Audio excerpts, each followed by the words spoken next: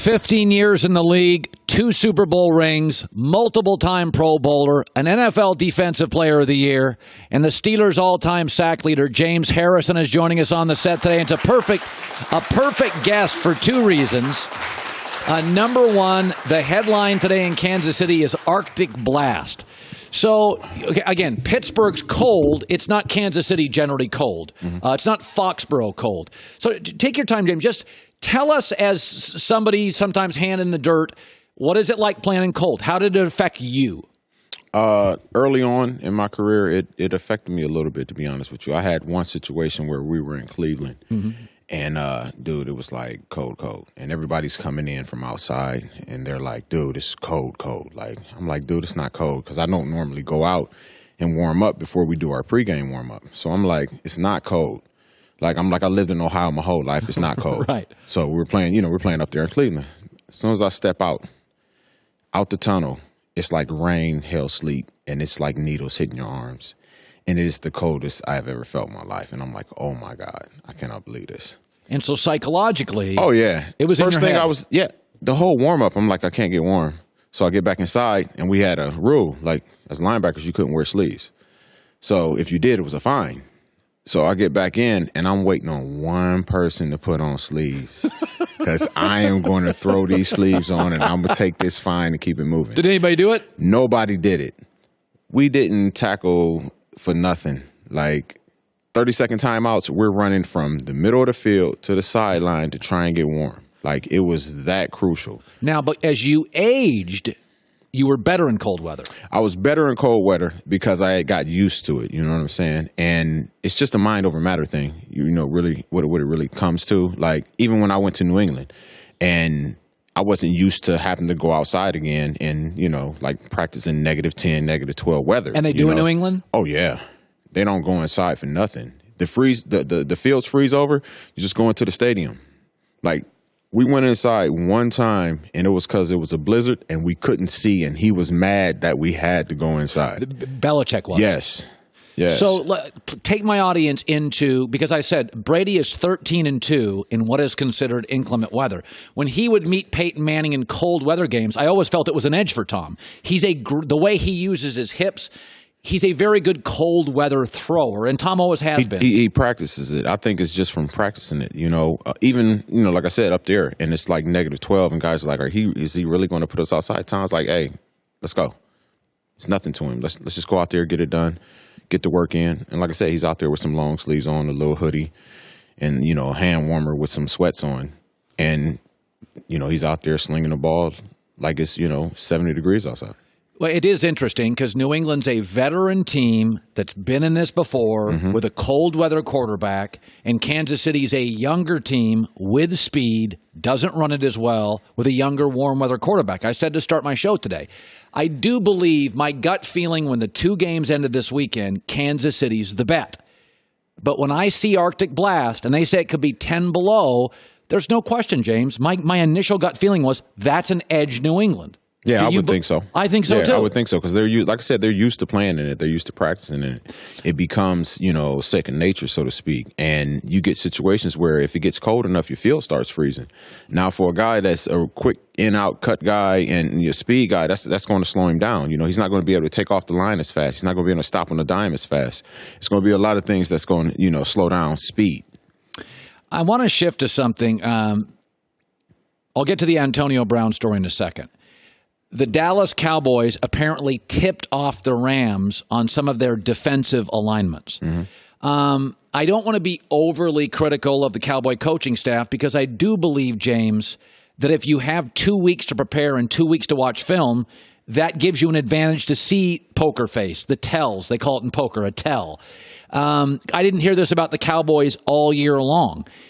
I guess my question to you would be, did you play teams regularly where you felt they gave away signals, gave away tendencies? You could watch certain players that can give things away, certain ways they stand, if they're heavy on their hands, if they're light on their feet, whatever it may be. We had a situation where we were playing a team, and you have people that just sit there and, like, they're just they'll look at one player the whole game and be like, okay, if it's something that he does and it's 100%, they'll tell us. We had one team that we were playing where the fullback, anytime he lined up and he moved his hand like this, he couldn't help it. It was a run. So we knew run and pass just from watching him. He'd line up. If he didn't wiggle his hand, it was a pass. If he wiggled his hand, literally wiggled his hand like that, it was a run, and it was 100%. When you were in New England or Pittsburgh, were the Steelers or the Patriots more aware of that stuff? Because I think some of this is just Sean McVay being a really smart, good coach. Like, if you catch it, it's normally like a player, like a stance or like and you try and self-scout yourself. You know what I'm saying? Like, if I line up with my feet parallel, you know, it's a good chance that I'm going to, like, you know, do a stunt in or out. Well, sometimes you need to line up like that and not do that stunt. Sure. You need to make it to where you can try and get it to where it's a 50-50 thing. But that's only through the course of self-scouting. And in New England, they actually, like, watch film of themselves and self-scout themselves. Do you, when you looked at the Rams game against the Cowboys, I don't think that may have been the deciding factor. Wrap a bow around the Cowboys season to you. I think they play extremely well at home, and on the road, they don't. You've been on teams like that. Yeah. Some teams play better at home. Yeah, definitely. I mean, that's why you fight all year to get home field advantage. You know, you take, you know, the Philly and Saints game. You give the Philly 14 points at home, it's over. The game's over. It's over. But the Saints are at home. So now they have a chance to fight and get back into it. And who would have thought that they would have been up 14 and lost 14-20? You know, it's funny. We were talking about this yesterday. You were a great player home and away. Teams do play better at home. Is it because of the noise? It's the crowd. It's the crowd. It's the push, the roar. You know, the fans, you know, they scream and they wanting more. And then when you go out there and say you guys go out there and you get a great play, a sack, and you still, you know, you're celebrating with your teammates, but you don't have that thing of where you hear the fans, just the crowd roaring, the stadium shaking. You know, it's motivation, man. Well, I don't think the Saints would be favored over the Rams in Los Angeles. So to your point, it is an absolute factor. Your thoughts? Antonio Brown's a great player. Mm-hmm. No question. He's going to play in the NFL. He's just too darn good. You know, it's like Odell Beckham. You got to find a place for him. Now, he may not fit every staff. I would make this argument, though. What Antonio Brown needs is a veteran, tolerant coach, a quarterback that throws a deep ball, a team that has a running game to force safeties in the box, and a good complementary receiver on the other side, limiting doubles. Doesn't he have all that in Pittsburgh? Could I not argue Pittsburgh's the perfect spot for him? I mean, wouldn't you be better, James? All those things that you said, they are true. He has all that in Pittsburgh. But I think outside of those things, it's come to a point where I don't believe things can be, you know, ironed out, so to speak. Yeah. And, you know, I feel like it's time, you know, that maybe he gets a fresh start somewhere else where he can build a whole different rapport relationship with new coaches, new you know, teammates, and, you know, start off from there. What is his biggest frustration in Pittsburgh? What is the thing at night Antonio Brown lays in bed and it just irks him? I don't know. I ain't in bed with him, so I couldn't tell you. I think he just wants to you know, get the same respect and you know, say, you know, as you know, he feels he or other players get that he doesn't get. He doesn't feel he has the power in Pittsburgh he's earned. To an extent, that's what I feel. Not speaking for him because I haven't talked, you know, directly like what it is, but I feel, you know, just from the vibe that I get. Is the Big Ben relationship poor? I mean, I'm not saying everybody has to get along. You're in a locker room with 56 guys. Not everybody gets along. You know, nothing is perfect. You know, I would say maybe it's a little strained, but I don't think that's the thing that would be like the killer, because they work well together. You know, at the end of the day, I don't really have to like you to be able to work well with you. I mean, we got to go out here and win games. If we win games, we both keep our job. So, I mean, I don't think someone's going to go out there and try and self-sabotage just to make a point or to make someone seem less of, you know, what they are to that team. Did he tell you he wanted out of Pittsburgh? He didn't tell me that. Did you sense he wanted out of Pittsburgh?